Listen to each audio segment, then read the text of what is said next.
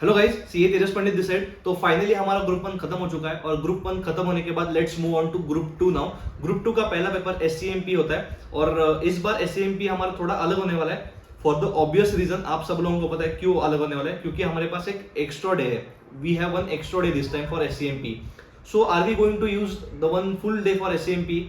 तो उसी के बारे में हम इस वीडियो में डिस्कस करेंगे और फिर आगे हम 1.5 है तो हमारे पास होता ही है एज यूजुअल, उसके बारे में पूरी स्ट्रेटेजी डिटेल में डिस्कस करेंगे। तो ये स्ट्रेटेजी वीडियो 1.5 का मैं उस अकॉर्डिंगली बना रहा हूँ, कंसिडरिंग आपने स्टैंडर्ड कॉस्टिंग ऑप्शन को छोड़ा है या फिर स्टैंडर्ड कॉस्टिंग आपने थोड़ा अलग तरीके से या फिर इतना फोकस नहीं किया स्टैंडर्ड कॉस्टिंग पे। तो स्टैंडर्ड कॉस्टिंग का क्या करना है ये मैं वीडियो के एंड तक बता दूंगा, लेकिन ओवरऑल ये स्ट्रेटेजी उस हिसाब से बनाई गई है कि standard costing is left for option. तो लास्ट अटेम्प्ट जो था उसमें एसएफएम के लिए वन एक्स्ट्रा डे भी हैड। तो क्या इस बार कॉस्टिंग का पेपर के लिए एक दिन एक्स्ट्रा है तो कॉस्टिंग का पेपर डिफिकल्ट डालेगा ऐसे, ऐसा आपको लग रहा है या फिर इजी होगा? तो कुछ कह नहीं सकते, क्योंकि लास्ट टाइम एसएफएम के लिए वन एक्स्ट्रा डे दिया गया था और एसएफएम का पेपर एवरेज ही था, सेम सम्स आए थे, लेकिन उन्होंने सम्स में बीच बीच में कुछ एक्स्ट्रा स्टेप्स ऐड करके सम्स थोड़े कॉम्प्लिकेटेड कर दिए थे। तो ऐसा सेम अज्यूम करना एससीएमपी के बारे में गलत होगा कि इस बार भी वो लोग सेम ही करेंगे। हम एक ही कर सकते कि हम मैक्सिमम प्रिपरेशन करके एग्जाम को जा सकते। तो जैसे मैंने बताया हमारे पास एक्स्ट्रा दिन एक दिन है, तो ये एक्स्ट्रा एक दिन पूरा हम एससीएमपी को नहीं इन्वेस्ट करने वाले।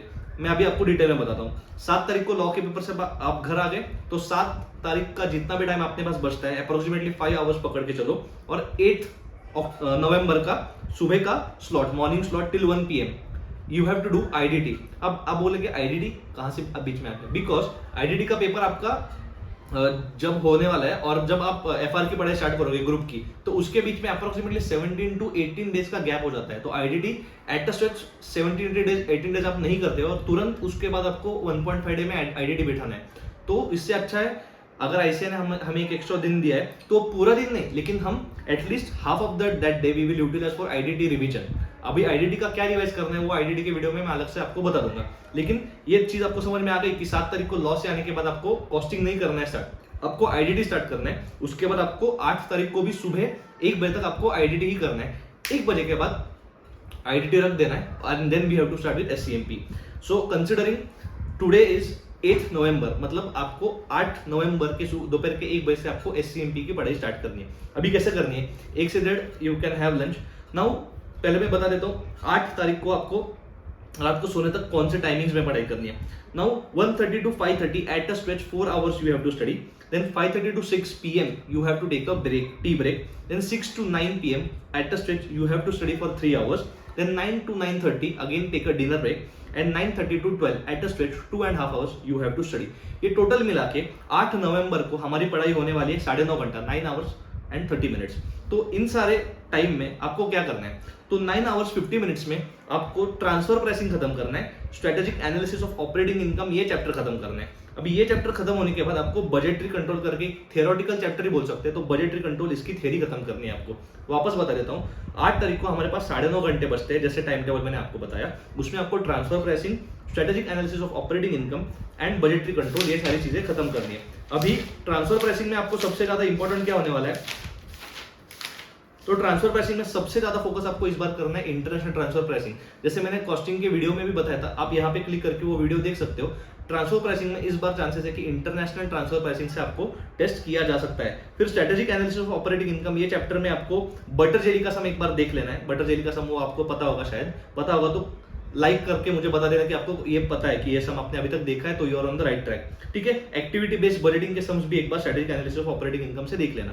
फिर बजटरी कंट्रोल चैप्टर में आपको मैगी वाला सम देखना है और फिर बजटरी कंट्रोल में थियोरेटिकली हो जाता है पूरा चैप्टर, तो उससे कई बार 8 मार्क का क्वेश्चन डायरेक्टली आता है, क्वेश्चन नंबर 6 में। तो बजटरी कंट्रोल ऑप्शन को बिल्कुल भी मत छोड़ना। तो पहले 9.5 घंटों में हमने transfer pricing, strategic analysis of operating income and budgetary control ये 3 चैप्टर करके खत्म करके हम सो जाएंगे। फिर आते हैं 9 तारीख को, 9 नवंबर, 1 डे बिफोर द एग्जाम। अभी ये दिन बहुत ज्यादा इंपॉर्टेंट होने वाला है। इस दिन आपको 14.5 घंटे पढ़ना है। कैसे पढ़ना है टाइम टेबल में आपको आगे बताऊंगा, वैसे आप नोट डाउन करते जाना। 6 बजे उठना है आपको, कल हम 12 बजे सोए थे, आज 6 बजे उठना है 9 तारीख को। 6 hours of sleep is enough for today. 6 to 6:30 do your morning routine. Then 6:30 to 10:30 at a stretch 4 hours। Then 10:30 to 10:45 15 minutes of tea break. 10:45 to 1 PM 2.25 घंटे। तो ये हमारा सुबह का आफ्टर मॉर्निंग स्लॉट बोलते हैं या फिर आफ्टरनून स्लॉट बोल सकते हो, मॉर्निंग स्लॉट ही बोलो। मॉर्निंग स्लॉट हमारा हो जाएगा 6 आवर्स 15 मिनट्स का, 6.25 घंटे का ये हमारा मॉर्निंग स्लॉट हो जाएगा। तो ये 6.25 घंटे में आपको क्या क्या करना है, डिसीजन मेकिंग ये चैप्टर खत्म करना है, कॉस्ट मैनेजमेंट टेक्निक्स खत्म करना है एंड लीन सिस्टम्स खत्म करना है। अभी ये तीनों चैप्टर बहुत ज्यादा इंपॉर्टेंट है और ये तीनों चैप्टर प्रैक्टिकल चैप्टर्स है। इसमें से थियरी आएगी तो भी बहुत मिनिमम थियरी आएगी, लेकिन ये थोड़े प्रैक्टिकल ओरिएंटेड सम्स है, इसलिए हमने ये सुबह रखे। तो इसमें आपको क्या बोलते हैं, हर एक सम डिटेल में जाके सॉल्व करने की कोई जरूरत नहीं, आपने पहले से करके रखे होंगे, इंपॉर्टेंट सम्स आपने मार्क कर लिए होंगे। This sums you need to be conceptually strong and same goes with transfer pricing also and strategic analysis of operating income also. You need to be conceptually strong in this chapters very much. So decision making, cost management techniques and lean system, ये 6.25 घंटे में आप बिठा लो। नहीं बैठता है तो you can extend it by 1 or 2 hours, not a big deal. लेकिन मैं बोलूंगा कि ये 6.25 घंटे में ये 3 चैप्टर आपको बिठाने, क्योंकि इवनिंग स्लॉट में हम थ्योरी करने वाले, थ्योरी ओरिएंटेड चैप्टर्स करने वाले, पहले बता देता हूँ, ठीक है। तो 1 से 1:30 आपको लंच करना है। 1 बजे तक आपके ये 3 चैप्टर्स हो गए, नहीं हो गए तो लंच करके वापस 1 घंटा कर सकते हो, कोई प्रॉब्लम नहीं है, ठीक है। 1:30 finish your lunch, then 1:30 to 5:30 at a stretch 4 hours, then 5:30 to 6 break, tea break, then 6 to 9 at a stretch 3 hours, then 9 to 9:30 again break and 9:30 to 11।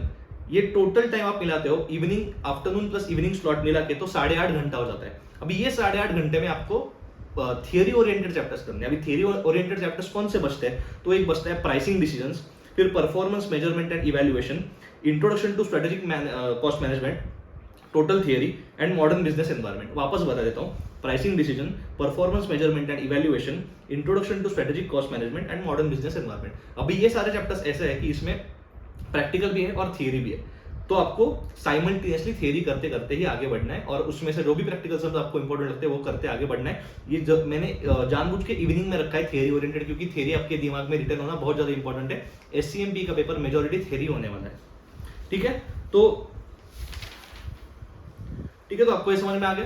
तो हमारा 9:30 से 11 बजे तक पूरा सिलेबस अप्रोक्सीमेटली खत्म हो रहा है। 11 बजे हम सो जाएंगे, 11 बजे सोने के बाद हम 6 बजे उठेंगे वापस एग्जाम डे पे, वो है 10 नवंबर। 10 नवंबर को आपका एग्जाम है, सुबह 6 बजे उठना है, 6 to 6:30 again morning routine.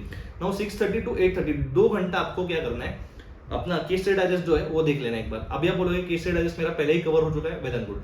Case study digest बहुत लोगों का पढ़ाई करते करते कवर नहीं होता है, वो अलग से पढ़ते हैं। तो अलग से पढ़ा होगा आपने कभी, तो आपने कोई इंपॉर्टेंट सम्स जरूर मार्क किए होंगे, तो वो इंपॉर्टेंट सम्स वहां देख लेना, क्योंकि हमारा माइंडसेट ऐसा काम करता है कि मैंने केस स्टडी डाइजेस्ट देखा ही नहीं, शिट टेंशन आता है। तो इससे अच्छा सुबह 2 घंटे उसको ही डेडिकेट कर दो। केस स्टडी डाइजेस्ट का अगर आप सब केस स्टडी पढ़ते बैठोगे तो आपको 24 घंटे लग जाएंगे, लेकिन हमें ऊपर से देखना है। क्या पता सेम केस स्टडी उठा के आईसीआई दे सकता है, क्योंकि सेम केस स्टडी उठा के आईसीआई मॉक टेस्ट पेपर में दिया है, उसके पहले 2-3 अटेम्प्ट में एमटीपीए में सेम केस स्टडी उठा के दिया है। तो who knows if you see a case study in the morning and that same or similar case study can come into the examination, right? तो केस स्टडी डाइजेस्ट को ignore मत करना। जो भी इंपॉर्टेंट सम्स आपने पहले से मार्क करके रखे होंगे, आई एम वेरी श्योर आपने मार्क करके रखे होंगे केस स्टडी डाइजेस्ट के इंपॉर्टेंट सम्स, उसमें से बहुत से चैप्टर्स, बहुत से सम्स तो सेम कॉन्सेप्ट पे रिपीट होते हैं। तो आपको इंपॉर्टेंट सम्स ही देखने केस स्टडी डाइजेस्ट के सुबह ऊपर से देख लेने, क्या क्या स्टेप्स किए, कैसे अप्रोच किया, सम्स कितने टेबल्स बनाए वगैरह वगैरह, ये सारी चीजें देख लेना। ये हो जाने के बाद आपका इस पॉइंट पे पूरा एससीएमपी का सिलेबस कवर हो रहा है। अभी आपको इसके आगे क्या करना है, अभी आपको गिव अप नहीं करना है कि मेरा हो गया पढ़ाई। अभी आपको अपने पिछले 1.5 दिन से जितने भी 20 घंटे से जितनी भी पढ़ाई की है, सारे इंपॉर्टेंट सम्स, जो सम्स आपको लगता है कि मैंने करने चाहिए थे लेकिन मैंने पिछले 1.5 दिन में नहीं किए, या फिर ऐसे सम्स जो आपको लगता है कि मैंने किए फिर भी मुझे वापस देखने चाहिए, या फिर ऐसे कुछ सम्स जो आपको लगता है कि ये तो आने वाला है, rank order, clustering etcetera etcetera, ऐसे कुछ अलग अलग टाइप के सम्स हो सकते हैं, तो एक बार ये आपको सुबह देखने हैं। अभी ये सारी चीजें आपको 1-1.5 घंटे में बिठानी है। सारे सम्स जो आपको इंपॉर्टेंट लगते हैं, या फिर सारे सम्स जो आपने ऊपर से देख के छोड़ दिए थे आने वाले 1.5 दिन में, ये बोल के कि मैं एग्जाम के दिन सुबह कर लूंगा, वो आपको एक बार देख लेने। ये चीज आपकी हो जाने के बाद आपको स्टैंडर्ड कॉस्टिंग, जैसे मैंने पहले बोला था, अज्यूमिंग कि आपने स्टैंडर्ड कॉस्टिंग ऑप्शन को छोड़ा है, लेकिन हु नोज, भगवान ना करे, लेकिन स्टैंडर्ड कॉस्टिंग का एक सम आता है एग्जाम में और उसके साथ और एक सम आता है, और आपको दूसरा सम भले आपने जो टॉपिक किया है उससे ही है, लेकिन फिर भी you are finding it difficult to even start, मतलब एनालाइज की कहां से शुरुआत करूं, ऐसा अगर होता है तो स्टैंडर्ड कॉस्टिंग का कुछ तो हम कर पाए। ऐसा ना हो कि हमें स्टैंडर्ड कॉस्टिंग का कुछ नहीं पता। इसलिए मैंने पहले की वीडियो में भी बताया था एससीएमपी का कि स्टैंडर्ड कॉस्टिंग के फॉर्मूलाज करके जाओ, variances, labour variance, material variance etcetera, वो जो वेरिएंस है उसका एक बार फॉर्मूला रट लो। वो फॉर्मूला रटने से क्या फायदा होगा आपको, एग्जाम में अगर स्टैंडर्ड क्वेश्चन का कोई सम आता है, at least you will be able to solve something, at least minimum से मिनिमम आपको 2 मार्क भी मिल सकते हैं. It can create a difference between 38 and 40.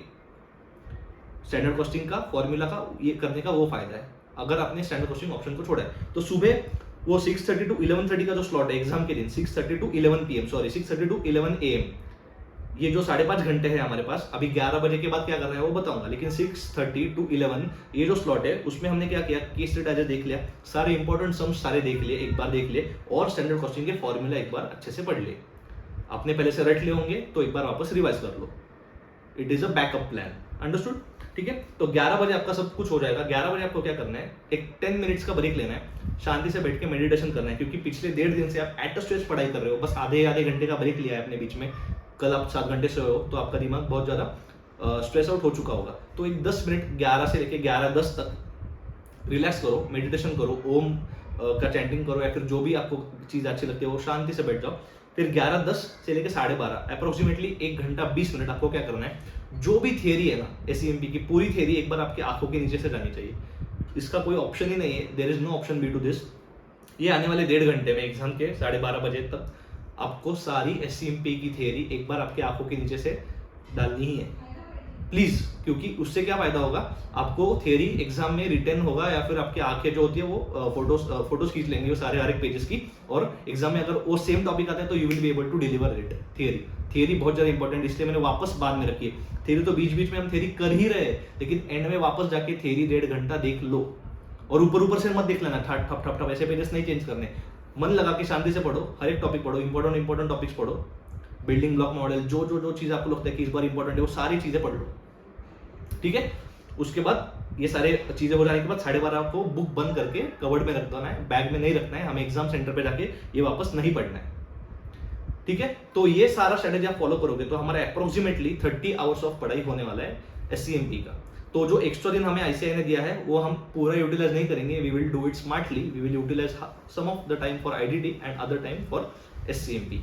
ठीक है. तो मेरी तरफ से इतना ही था. I hope you are studying well and you are fighting very hard. Till then keep studying. मिलते हैं नेक्स्ट वीडियो में. Bye bye.